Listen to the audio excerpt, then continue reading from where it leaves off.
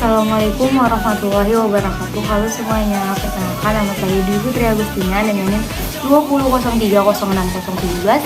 Di sini akan mengerjakan tugas praktikum mata kuliah produksi ternak unggas yang diampu oleh Ibu dosen Tati Vidianasari SPTMP. Nah, adapun judul dari praktikum kali ini adalah biosintesis dan cara terbentuknya telur. Pada bagian pertama, kita akan membahas mengenai proses terbentuknya telur beserta waktunya. Jadi, sel telur pada ayam betina itu organ reproduksinya ada dua. Yang pertama ada ovarium, yang kedua ovida. Nah, ini adalah gambar dari ovarium. Dan gambar dari nomor 2 sampai nomor 7 merupakan ovida. Jadi, di ovarium ini adalah tempat sintesis hormon steroid seksual, gametogenesis, dan pertumbuhan serta perkembangan dari folikel. Di sel telur ini atau di ovarium bentuknya seperti buah anggur. Biasanya ada yang berwarna putih dan ada yang berwarna kuning. Warna putih menunjukkan bahwa sel telur belum matang, sedangkan warna kuning menunjukkan bahwa sel telur sudah matang. Nah, sel telur ini atau ovarium terdapat dua bagian, yang pertama korteks dan medula.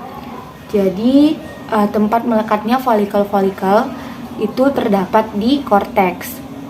Ovarium memiliki 5-6 folikel, beratnya 0,3 gram pada ayam yang baru menetas dan bisa mencapai berat 60 gram pada ayam yang berusia 3 minggu sebelum dewasa kelamin. Di ovarium adalah tempat terjadinya ovulasi. Folikel bisa berkembang karena adanya hormon folikel stimulating hormon dari kelenjar pituitari anterior. Yolk yang sudah matang akan jatuh dan ditangkap oleh infundibulum. Di infundibulum ini panjangnya 9 cm yang bentuknya seperti corong. Nah, yolk di sini sekitar 15-20 menit, kemudian didorong melalui ke bagian selanjutnya dengan kontraksi ovidak. Nah, simpang di antara nomor 2 dan nomor 3 disebut dengan sarang spermatozoa karena nanti di sini spermatozoa akan menunggu dari yolk yang ditangkap di infundibulum. Jika spermatozoa sudah menunggu di sini, maka telur tersebut akan fertil. Tetapi jika spermatozoa tidak ada di sini, maka telur tersebut akan menjadi infertil. Setelah dari infundibulum, maka akan menuju ke dalam magnum. Magnum adalah bagian terpanjang dari ovida yang panjangnya sekitar 33 cm. Proses yang terjadi di sini adalah sintesis albumin kental dan cair serta sintesis galaja. Lama dari proses tersebut adalah 3 jam dan material sekresinya adalah ion-ion organik, karbohidrat, protein, dan air. Selanjutnya akan menuju ke bagian yang nomor 4 atau ismus. Nah, ismus ini memiliki panjang 10 cm. Bagian ismus yang berdekatan dengan magnum akan berwarna putih, sedangkan bagian ismus yang dekat dengan uterus atau dengan yang nomor 5 akan berwarna merah. Hal ini disebabkan karena banyaknya pembuluh darah di sini. Proses yang terjadi di ismus adalah sintesis membran kerabang. Waktunya sekitar 1-2 jam. Material sekresinya adalah protein, serat, dan air yang sangat sedikit. Setelah itu akan menuju ke uterus. Panjang dari uterus ini sekitar 10-12 cm. Di sini terjadi dua proses. Yang pertama adalah proses plumping atau dehidrasi putri telur serta sintesis kerabang. Lama dari proses ini sekitar 18-21 jam. Material sekresinya adalah natrium, kalsium, serta kalium. Di sini juga terdapat namanya saluran disinfektan atau antibakteri. Dan selanjutnya Setelah itu, telur akan dikeluarkan di ven atau kloaka. Proses terjadi di sini disebut dengan oviposisi yang lama prosesnya sekitar 15 menit. Baik, pada bagian kedua kita akan membahas mengenai sintesis yolk atau proses pembentukan dari kuning telur. Pada saat ayam betina darah mengalami dewasa kelamin, maka ovarium dan oviduknya akan bertambah besar 11 hari sebelum ayam tersebut bertelur. Nah, hal ini disebabkan karena adanya kelenjar dari pituitary anterior yang akan menghasilkan follicle stimulating hormone. Nantinya memproduksi hormon progesteron, estrogen, dan testosteron. Follicle akan masak pada 9-10 hari sebelum terjadi ovulasi. Proses dari sintesis yolk dinamakan dengan fetologeny atau fitologenesis.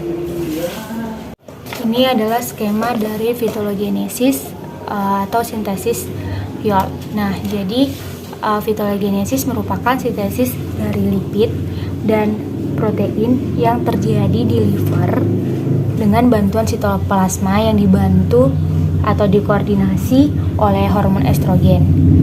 Kemudian oleh darah nanti akan diakumulasikan ke ovarium dengan bentuk folikel yang dinamakan dengan yolk. Nah, dari lipoprotein, lipofetelin, dan fosfitin merupakan endapan dari yolk yang mengandung fosfoprotein. Sintesis ini dikoordinasi langsung oleh hormon gonadotropin dan steroid yang dihasilkan dari pituitary. Bagian ketiga, kita akan membahas mengenai sintesis albumin yang terjadi di magnum, prosesnya selama 3 jam. Ini adalah skema dari pembentukan albumin. Nah, nanti molekul estrogen yang larut dalam lemak akan melewati membran sel target. Di sini terjadi pengikatan antara molekul estrogen dengan reseptor estrogen. Nantinya reseptor estrogen dan kompleks estrogen akan bekerja sama untuk membentuk 5S. Bentuk ini adalah bentuk pembawa pesan kedua yang akan menuju ke nukleus. Di nukleus, 5S tersebut akan berinteraksi dengan kromosom sehingga menghasilkan mRNA. mRNA akan meninggalkan nukleus menuju ribosom. Dinaslasi menjadi protein yang spesifik seperti albumin. Baik, kita masuk ke bagian keempat. Di sini kita akan membahas mengenai sintesis kerabang.